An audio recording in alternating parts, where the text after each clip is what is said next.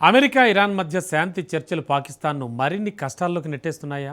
Already ఆర్థికంగా చిక్కుల్లో ఉన్న ఇస్లామాబాద్ను ఈ మధ్యవర్తిత్వం ఇరుకున పెట్టేస్తోందా? ప్రస్తుత పరిణామాలు చూస్తే అవుననే అంటున్నాయి. రెండో విడత శాంతి చర్చలకు అమెరికా ముందుకొస్తోన్న ఇరాన్ మాత్రం ఎటూ తేల్చడం లేదు. పైగా మునీర్ తీర్పై అమెరికా నిఘా వర్గాల్లో కూడా ఆందోళనలు షురూ అయ్యాయి. కాల్పుల విరమణ గడువు ముగుస్తున్న వేళ హార్మూజ్లో యుద్ధమేఘాలు కమ్ముకోవడంతో పాక్ దౌత్యయత్నాలు తుస్సుమంటున్నాయి. ఈ పరిణామాలే ఇస్లామాబాద్ను అన్ని విధాలుగా దెబ్బతీయబోతున్నాయి. ఇంతకు అమెరికా, ఇరాన్ మధ్య సంధి కుదుర్చుతానని బయలుదేరిన పాకిస్తాన్కు ఆ ప్రయత్నాలే ఎందుకు రివర్స్ అవుతున్నాయి? రెండో విడత శాంతి చర్చలు ఫలితాన్ని ఇవ్వకపోతే పాక్కు ఎదురయ్యే కష్టాలేంటి? Let's watch. అమెరికా, ఇరాన్ మధ్య ఉక్కిరిబిక్కిరవుతున్న పాకిస్తాన్.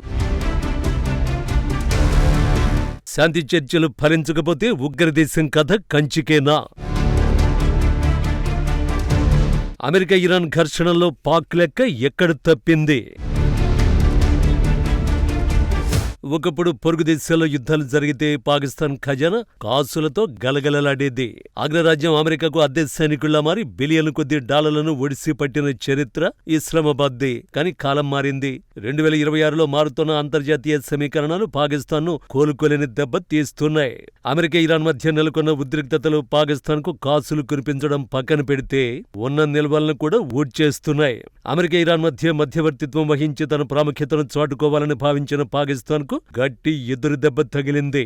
ఇస్లామాబాద్ వేదికగా జరగాల్సిన రెండో విడత చర్చల పట్ల ఇరాన్ ఏమాత్రం ఆసక్తి చూపడం లేదు. యుఎస్ ప్రకటించిన రెండో విడత శాంతి చర్చలను ఇరాన్ ఖండించింది.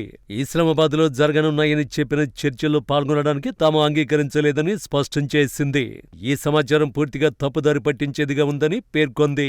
ఇది అమెరికా మీడియా గేమ్లో భాగమని తీవ్రంగా విమర్శించింది. అటు ఏప్రిల్ 22తో కాల్పుల విరమణ గడువు ముగుస్తూ ఉండడం, ఇటు హార్మజులో యుద్ధ మేఘాలు కమ్ముకోవడంతో పాకిస్తాన్ దౌత్య ప్రయత్నాలు తుస్సుమన్నాయి. ఈ పరిణామాలపై స్థానిక మీడియా కూడా ప్రభుత్వంపై విమర్శలు గుప్పిస్తోంది.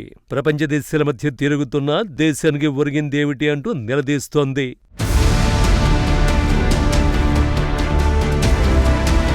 పాకిస్తాన్ చరిత్ర చూస్తే ఆ దేశ భౌగోళిక స్థానం ఎప్పుడూ ఆ దేశానికి లాభదాయకంగానే ఉంటూ వచ్చింది. 1979లో నాటి సోవియట్ రష్యా ఆఫ్ఘనిస్తాన్పై దాడి చేసినప్పుడు అమెరికా ఆశ్రయం కోసం పాక్ వైపు చూసింది. అప్పట్లో general Ziaul Haq America offer చేసిన $400 మిలియన్ వేరుశనగ గింజలని తిరస్కరించినంత ధీమాగా ఉండేవాడు. ఆ తర్వాత 1980లో దాదాపు $20-27 బిలియన్ సహాయాన్ని పాకిస్తాన్ వివిధ మార్గాల్లో పొందింది. 9/11 ఉగ్రదాడుల తర్వాత ముషర్రఫ్ హయాంలో పాకిస్తాన్కు డాలర్ల వరద పారింది. అమెరికా నుంచి సైనిక సహాయం కింద దాదాపు $13 బిలియన్ అందే. నేటి లెక్క ప్రకారం దీని విలువ సుమారు $45 బిలియన్. ఈ నిధుల పుణ్యమాని పాక్ విదేశీ మార్గ నిల్వలు 2007 నాటికి రికార్డు స్థాయిలో $15.65 బిలియన్ చేరుకున్నాయి. ఇప్పుడు కూడా మధ్యవర్తిత్వం కారణంగానే అలాంటి ఫలితాలే వస్తాయని పాకిస్తాన్ లెక్కలు కట్టింది. కానీ ఆ లెక్కలు రివర్స్ అయ్యాయి. తొలి 2 యుద్ధాలు పాకిస్తాన్కు బిలియన్ల కొద్ది నిధులను తెస్తే ప్రస్తుత అమెరికా, ఇరాన్ వివాదం దేశాన్ని ఆర్థికంగా దెబ్బతీస్తోంది. గతంలో యుద్ధాల సంపదను తెస్తే ప్రస్తుత అమెరికా, ఇరాన్ ఉద్రిక్తతలు పాక్ ఆర్థిక మూలాల్ని కదిలిస్తున్నాయి. ప్రస్తుతం పాకిస్తాన్ ఎదుర్కొంటున్న ప్రధాన సవాళ్లలో మొదటిది పెట్టుబడుల ఉపసంహరణ. గల్ఫ్ ప్రాంతంలో యుద్ధ భయంతో పెట్టుబడిదారులు పాకిస్తాన్ నుంచి తమ నిధులను వెనక్కి తీసుకుంటున్నారు. రెండోది చమురు సెగ. పాకిస్తాన్ దిగుమతి చేసుకునే చమురులో 85% హార్ముజ్ జలసంధి ద్వారానే రావాలి. అక్కడ ఉద్రిక్తతలు పెరిగితే సరఫరా నిలిచిపోయి ధరలు ఆకాశాన్ని తాగుతున్నాయి. ఇది పాక్ దిగుమతి బిల్లును భారంగా మారుస్తోంది. మూడోది మిత్రదేశాల నుంచి ఒత్తిడి. ఊహించని విధంగా యుఏఈ తాము అప్పుగా ఇచ్చిన $3.5 బిలియన్ ఏప్రిల్ నెలాఖరుకల్లా తిరిగి ఇచ్చేయాలని డిమాండ్ చేయడంతో పాకిస్తాన్ ఊపిరాడకుండా చేస్తోంది. ఇలా ప్రస్తుత యుద్ధం పాకిస్తాన్ మెడపై కత్తిగా మారింది. ఆ కత్తి నుంచి తప్పించుకోవడానికే ఇస్లామాబాద్ పీస్ మేకర్ అవతారం ఎత్తింది. కానీ ఇరాన్ మొండి పట్టుదలతో అది సాధ్యం కావడం లేదు.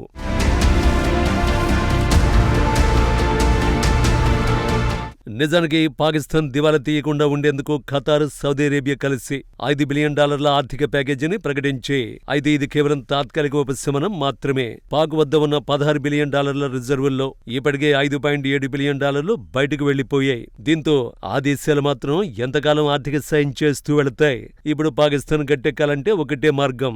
అమెరికా, ఇరాన్ మధ్య శాంతి చర్చల్లో ఫలితం రాబట్టాలి. లేకపోతే పీస్ మేకర్ గా చేసిన ఈ అడుగే ఇస్లామాబాద్ కు ఆఖరి అడుగు అవుతుంది. ఈ ప్రయత్నం కనుక విఫలమైతే ప్రపంచ వేదికపై పాకిస్తాన్ ఒక నమ్మదగిన దేశం కాదని ముద్రపడే అవకాశం ఉంది. ఓవరాల్ గా ఒకప్పుడు భౌగోళిక స్థానాన్ని అడ్డం పెట్టుకుని ప్రపంచ దేశాలను తన వైపు తిప్పుకున్న పాకిస్తాన్ ఇప్పుడు అదే భౌగోళిక స్థానం వల్ల అగ్నిగుండంలో చిక్కుకుంది. యుద్ధం ఎవరికి లాభమో గానీ పాకిస్తాన్ కు మాత్రం అది ఇప్పుడు పెను శాపంగా మారింది. పాకిస్తాన్ కు అసలు సమస్య రెండో విడత శాంతి చర్చలు జరగడం ఒక్కటే కాదు, అమెరికా నమ్మకాన్ని కోల్పోవడం కూడా. గత కొన్ని రోజులుగా అమెరికా పాకిస్తాన్ మధ్య ఎప్పుడూ లేనంత స్నేహబంధం కొనసాగుతోంది. పాక్ నేతలు అమెరికా వెళ్లడం, అధ్యక్షుడు డొనాల్డ్ ట్రంప్ తో భేటీ కావడం, ఈ క్రమంలో పాకిస్తాన్ నేతలపై ట్రంప్ ప్రశంసలు కురిపించడం చూశాం. ప్రత్యేకంగా పాక్ సైన్యాధిపతి మునీర్ పై ట్రంప్ దోస్తీ చేయడం చాలా మందిని ఆశ్చర్యపరిచింది. ఇప్పుడు ఆ జాబితాలో అమెరికా నిఘా వర్గాలు కూడా చేరాయి. మునీర్తో స్నేహం అంటే అమెరికాను రెడ్ జోన్లోకి నెట్టేయడమేనని ఆ దేశ నిఘా సంస్థలు భావిస్తున్నాయి. రెండో విడత చర్చల వేళ అమెరికా జాతీయ భద్రతా వ్యవస్థలో Pakistan army chief general Asim Munir పై కొత్త చర్చలు మొదలయ్యాయి. డొనాల్డ్ ట్రంప్ మునీర్తో స్నేహపూర్వక సంబంధాలు కొనసాగిస్తూ అతన్ని ప్రియమైన ఫీల్డ్ మార్షల్ అని పిలిచాడు. కానీ అమెరికా గూఢచర సంస్థలు, ప్రాంతీయ విశ్లేషకులు మాత్రం మునీర్కి ఇరాన్ సైనిక నాయకత్వంతో ఉన్న పాత పరిచయాలు ఒక రెడ్ అలర్ట్ గా భావిస్తున్నారు. మునీర్ గతంలో ఇరాన్ కు చెందిన ప్రముఖ సైనిక నాయకులు Quds force commander Qasem Soleimani, IRGC commander Hossein సలామీతో వ్యక్తిగత సంబంధాలు కలిగి ఉన్నారని పాకిస్తాన్ మాజీ జనరల్ అహ్మద్ సయీద్ వెల్లడించారు. అలాగే ఐఆర్జీసీలోని ఉన్నత స్థాయి వ్యక్తులతోనూ అతడికి పరిచయాలున్నాయి. ఈ పరిచయాలు అమెరికా విధాన నిర్ణేతల్లో అనుమానాలు రేకెత్తేస్తున్నాయి.